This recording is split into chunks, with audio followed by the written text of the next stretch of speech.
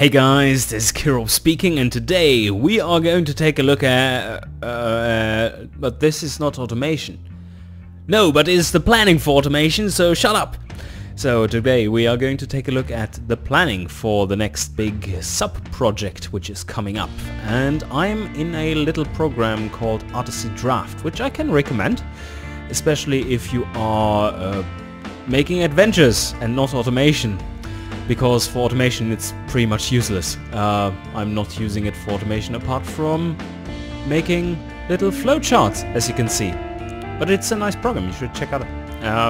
So yeah, what is this, you might ask? Well, this is just a little overview of what is coming in the update which leads to the Steam Early Access release of the game, which we plan to do in something like very roughly 3 months or so, depending on how long this stuff takes.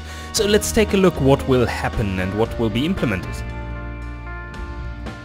So first of all, we have the all the gameplay related changes coming first, naturally. So time moves on in X direction, and in Y there are different tasks.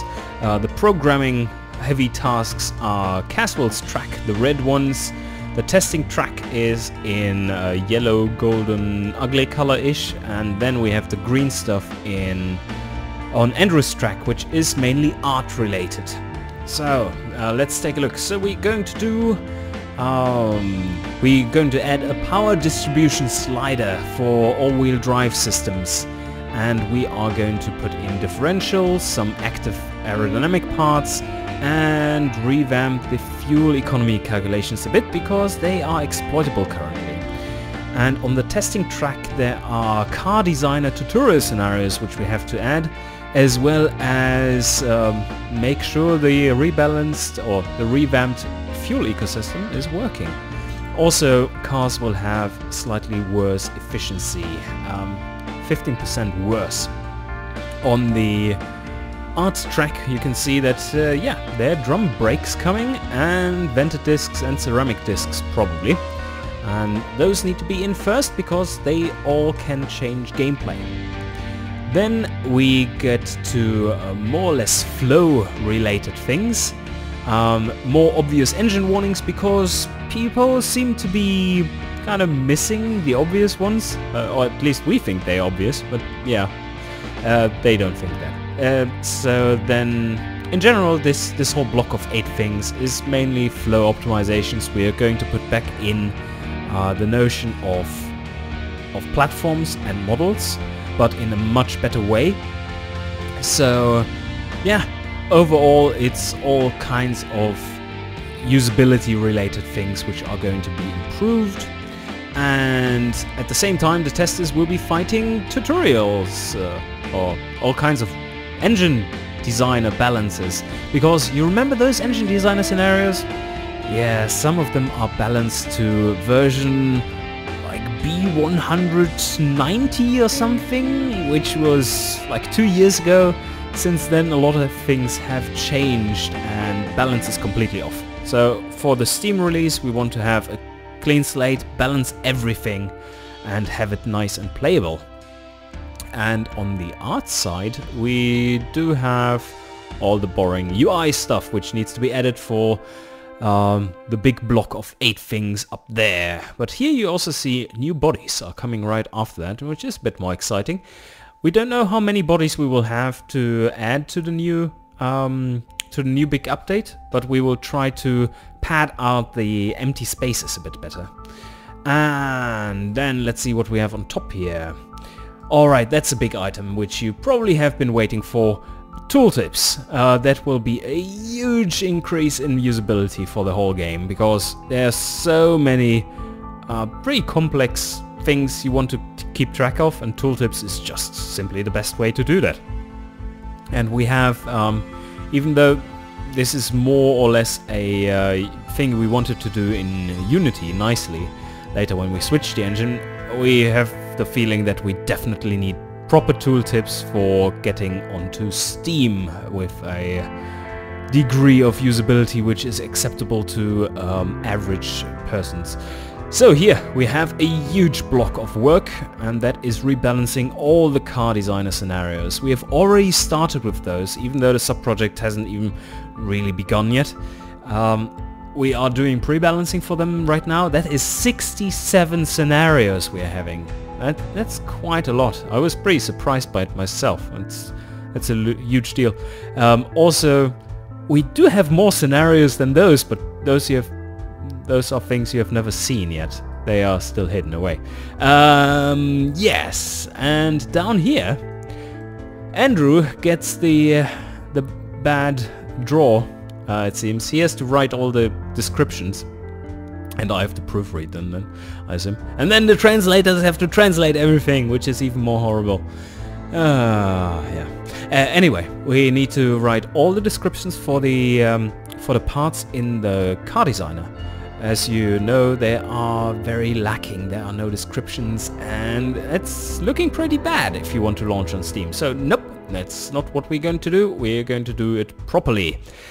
Then, of course, we have to write all the tooltips for everything as well. And oh, you see something here. New multiplayer UI. Yes, we are going to revamp the multiplayer mode, which you see up here. It's the whole field here. So there will be 4 different multiplayer modes, and they will be working very much differently from the modes we have, or from the mode we have right now.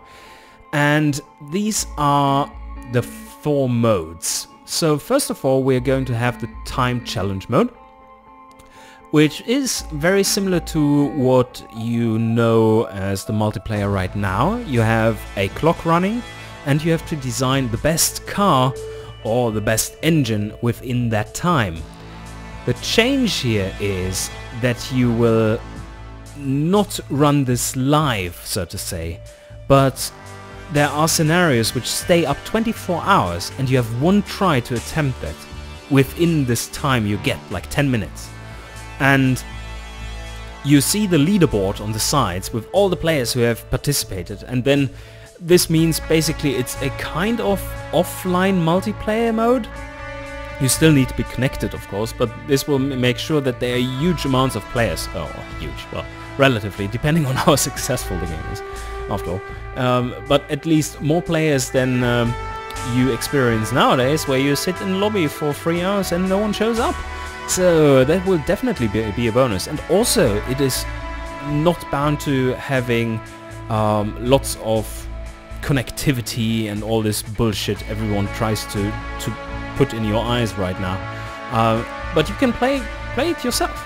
I mean, it's more or less like an extended, ever randomized single player mode, which is really fun, and you can measure your skill against other opponents of real flesh and blood. So let's see, what more do we have here? Oh yes, interesting stuff here. Rally challenge mode. Yes, there will be a race challenge mode, pretty similar to what Martin did in the Bavarian rally challenge.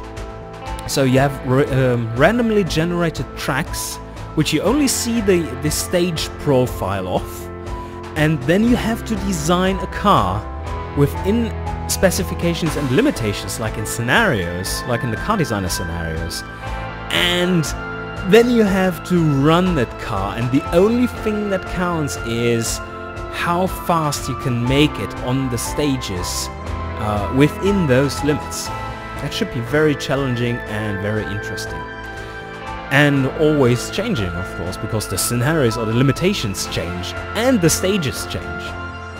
And then we have the lap time challenge mode, which is basically like the forum challenges currently going on, where you have different handcrafted classes of cars, which change in between seasons, or we don't know exactly at how we're going to do this, where the time limits are, or something like that. But there is no real time limit while building the car. So basically it's a leaderboard for the fastest track times for several different tracks.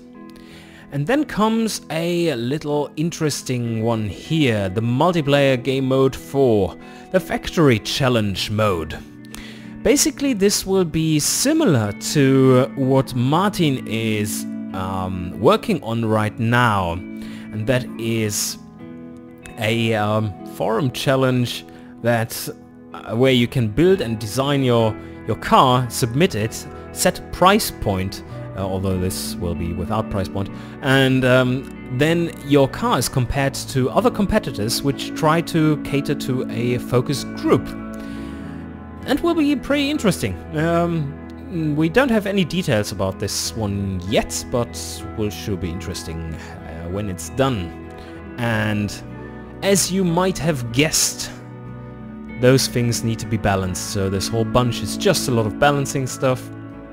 Not too exciting, but needs to be done. And here is more of Andrew's stuff. He needs to do all the kinds of tutorial videos for the car designer, just like the engine designer tutorial videos. Those are pretty nice. So we want to make sure that they are there as well. And of course we have to buy in voiceovers for those as well, and so on. But looking pretty good. We need a new trailer as well. We need to revamp the credits, the main menu, polish sounds, put in new fixtures, and we need a new standalone launcher because with Steam things change, right?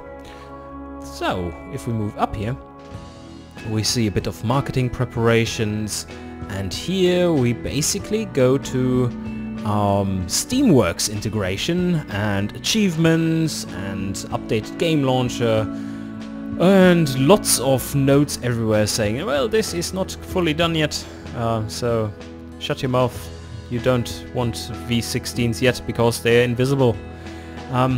And yeah, all kinds of things for polishing. And then the big part, bug fixing. And more testing all the Steam stuff that is working, art polishing out bugs in general. Then comes a bigger media push, so that we get then the word out there for automation and make it coincide with our launch basically. And then in the meantime, in the final preparations, we will have an open beta for the Steam integration where we invite lots of players in to test it out, to play multiplayer with us, and then finally I think it's done and we launch on Steam. Alright, I hope this helped you get an overview as well.